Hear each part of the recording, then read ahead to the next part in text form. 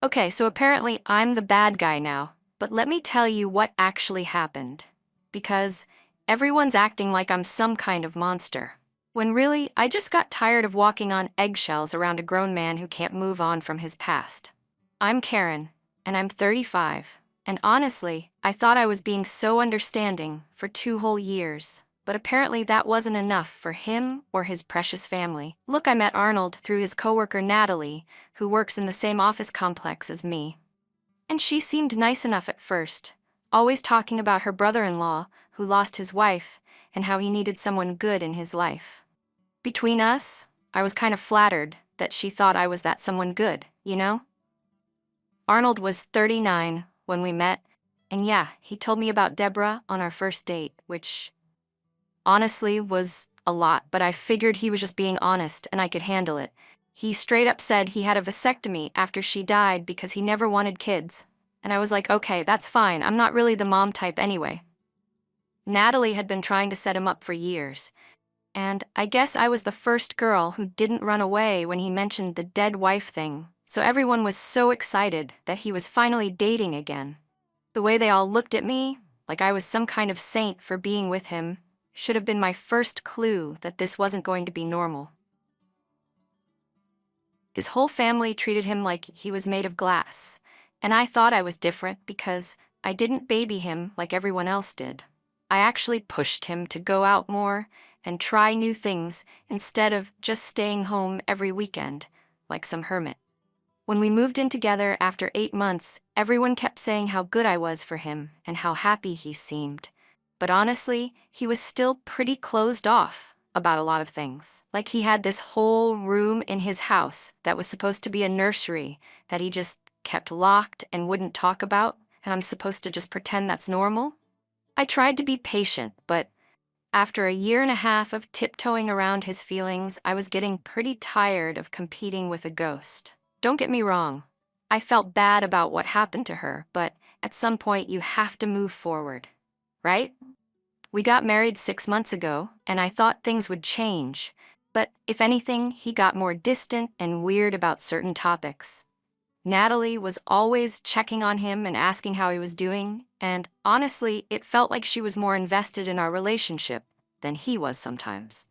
I started noticing little things like how he'd get quiet when kids' shows came on TV, or how he'd take the long way home to avoid driving past the elementary school. It was like living with someone who was only half present, and the other half was stuck in 2017. I tried talking to him about maybe seeing someone to work through some of this stuff, but he'd just say he was fine and change the subject. Meanwhile, I'm supposed to just accept that my husband has an entire emotional world that I'm not allowed to access because it belongs to someone who's been dead for 8 years. I know that sounds harsh, but I'm just being honest about how it felt from my side. Everyone kept telling me how lucky Arnold was to have found me, and how patient I was being, but nobody seemed to care about what I was dealing with. It's not easy being married to someone who's clearly not over their ex, even if the reason they're not together anymore is tragic. I thought maybe if we had some big changes in our life, it might help him focus on our future, instead of his past. But every time I brought up anything about moving forward, he'd shut down or change the subject. So, Natalie ends up having twins about 3 months ago, and suddenly, everything changed in the worst possible way. She had these beautiful babies, Emma and Luke, and Arnold just completely lost his mind over them in this really uncomfortable way. Like, I get it, they're cute babies, but he would just stare at them with this weird expression and then get all quiet and moody afterwards. Natalie was always asking him to come over and help with the babies, and honestly, I felt like she was doing it on purpose because she knew it messed with his head. But when I mentioned that maybe he shouldn't torture himself by being around newborns all the time, everyone acted like I was being selfish and unsupportive. Between us, I think Natalie liked having him come over because Seth was working crazy hours and she needed the help, but she never seemed to consider what it was doing to Arnold or our marriage. After every visit to see the twins, Arnold would come home and just disappear into his office or go for these really long walks without saying anything to me. I tried asking him what was wrong, but he'd just say he was tired, or that he had a headache, and I'm supposed to just accept that my husband can't handle being around his own niece and nephew without having some kind of breakdown. Then I started thinking about it and realizing that maybe this was actually a sign that he was ready to move past some of his trauma and start thinking about our own family. I mean, if seeing babies made him this emotional, maybe deep down he did want kids, but he was just scared because of what happened before. So I started bringing it up carefully, like mentioning how cute the twins were, or asking if he ever thought about what our kids would look like. Every single time he'd get this panicked look and remind me about the vasectomy and how he'd been clear from the beginning that he didn't want children. But honestly, I started thinking that was just fear talking, and if I could help him work through it, we could have something beautiful together. I did some research and found out that vasectomy reversals have like an 80% success rate, and with IVF, we could definitely have a baby if we really wanted one. When I brought it up to him the first time, he completely freaked out and started going on about how he'd told me from day one that kids weren't happening and that I needed to accept that. But I could see in his eyes when he looked at those babies that there was something there, you know? I think he was just scared of getting attached to the idea of having a family again because of what happened to Deborah and their baby.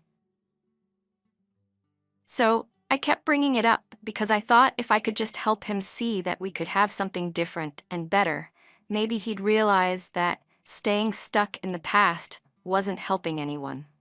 I started mentioning little things like how we could afford a bigger place if we had kids, or how his parents would love to be grandparents again. I even looked up fertility clinics and found out exactly what the process would look like and how much it would cost. But every time I tried to have a real conversation about it, he'd shut me down and start talking about how he'd been honest from the beginning and I knew what I was getting into.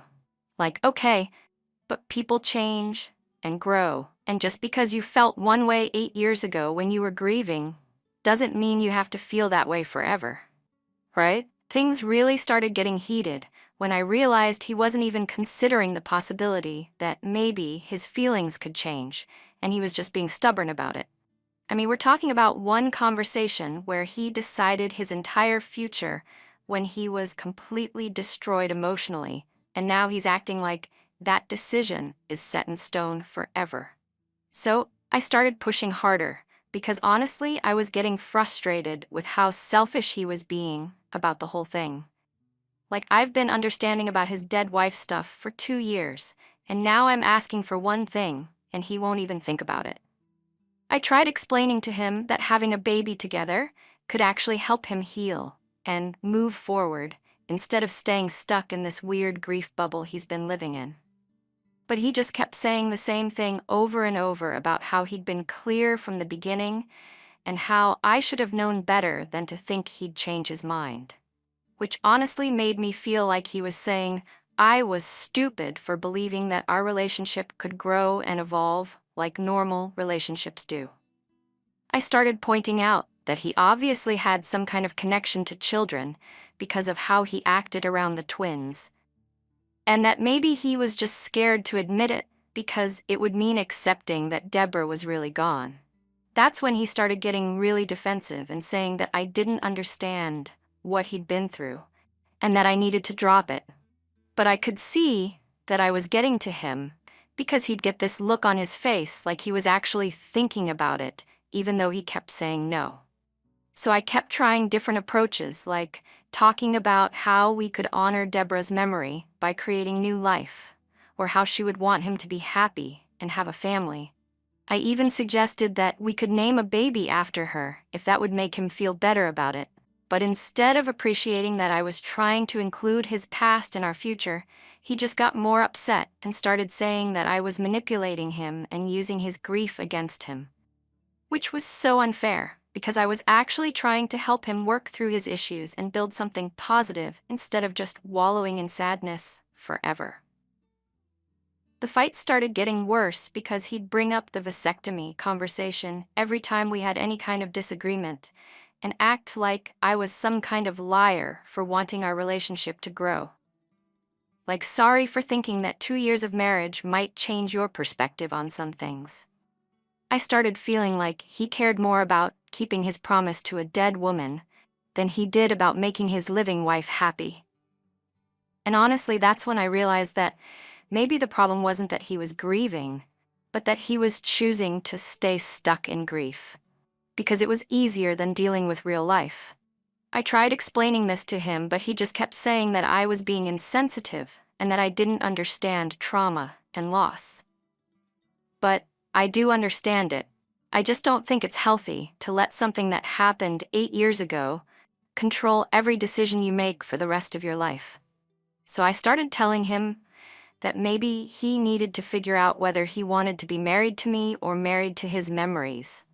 Because I wasn't going to keep pretending that this was a normal situation. That's when he started getting really cold and distant, and acting like I was the problem for wanting a normal marriage, where we could talk about having kids without him having a meltdown. So last week, we had this huge fight, because I finally told him what I really thought about the whole situation, and apparently, he couldn't handle hearing the truth. I'd been watching him mope around the house after another visit to see the twins, and I just couldn't take it anymore. So I sat him down and tried to have a real honest conversation about where our marriage was heading. I told him that I understood he'd been through something terrible, but that it had been 8 years, and at some point, he needed to decide whether he wanted to move forward with his life or stay stuck in the past forever.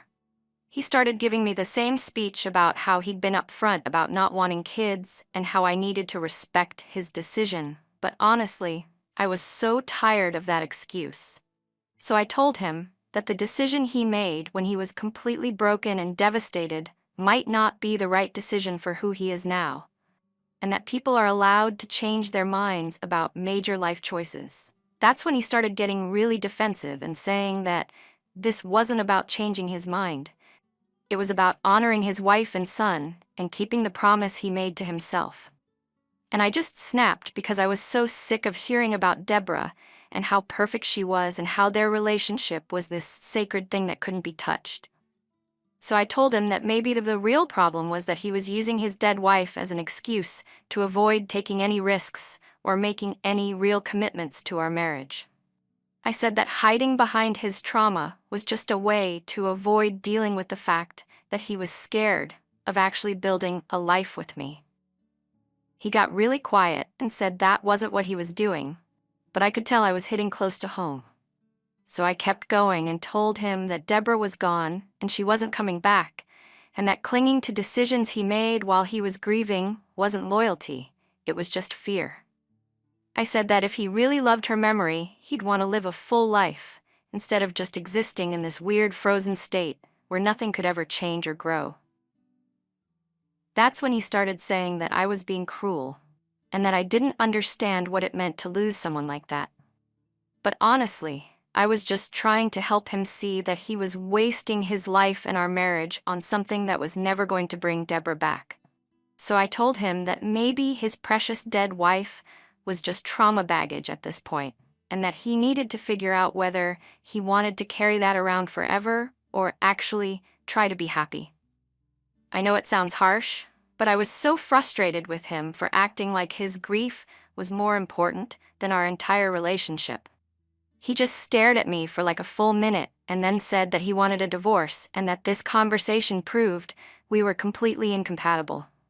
I tried to backtrack a little and explain that I was just trying to help him, but he said that calling Deborah trauma baggage was unforgivable, and that he couldn't be with someone who would say something like that about his late wife. Then he called Natalie right in front of me and asked if Seth could represent him in the divorce, which honestly felt like such a betrayal because now his whole family is going to be involved in our business. I tried to explain that I didn't mean it the way it sounded, but he just walked away and started looking up hotels on his phone. So apparently calling his dead wife trauma baggage was crossing some kind of line that I wasn't supposed to cross, even though everything I said was basically true. Arnold moved out that same night and went to stay at some extended stay hotel instead of trying to work things out like adults. He wouldn't answer my calls or texts, And when I tried to go to his work, Natalie came down to the lobby and told me that he didn't want to see me and that I needed to stop harassing him. Which was rich coming from her, since she's the one who set us up in the first place. And now she's acting like I'm some kind of monster. I tried explaining to her that I was just trying to help Arnold move forward, and that maybe she should talk to him about getting some real therapy instead of just enabling his grief forever. But she just looked at me like I was crazy and said that what I said was unforgivable, and that Arnold deserved better than someone who would attack his deceased wife. Like, okay, but Deborah isn't here to defend herself, and someone needed to point out that Arnold was using her memory as an excuse to avoid living his actual life. Seth served me with divorce papers 2 weeks later, and honestly, the whole thing felt so dramatic and unnecessary. I mean, we could have worked through this if Arnold wasn't so stubborn about refusing to even consider that maybe his perspective on having kids could change. The papers said irreconcilable differences. But really, it should have said that Arnold couldn't handle being married to someone who wouldn't enable his trauma responses. I tried reaching out to some of our mutual friends to get their perspective on the situation, but apparently Arnold had already talked to everyone and painted me as this horrible person who attacked his dead wife. Which isn't what happened at all. I was just pointing out that he was letting his past control his future in an unhealthy way. Even my own sister said that maybe I should have been more sensitive about how I brought it up, but honestly, I'd been sensitive for 2 years. And where did that get me? I found out through Natalie's Facebook that Arnold had started seeing a therapist, which honestly felt like too little too late, since I'd been suggesting that for months. But of course, now that we're getting divorced, suddenly he's ready to work on his issues. Which just proves my point that he was being stubborn about it when we were together.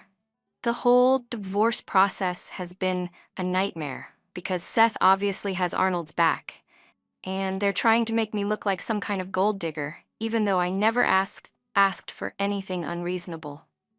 I just wanted a normal marriage where we could talk about having kids without my husband having a breakdown about his dead wife. But apparently, wanting your spouse to move forward with their life instead of staying stuck in grief makes you the villain in everyone's story. I've been staying with my friend Cassie while we figure out the house situation. And honestly, she's the only one who understands that I was actually trying to help Arnold even if my delivery wasn't perfect. She pointed out that if the roles were reversed and I was the one refusing to move forward after 2 years, everyone would be telling him to find someone who could actually commit to building a future together.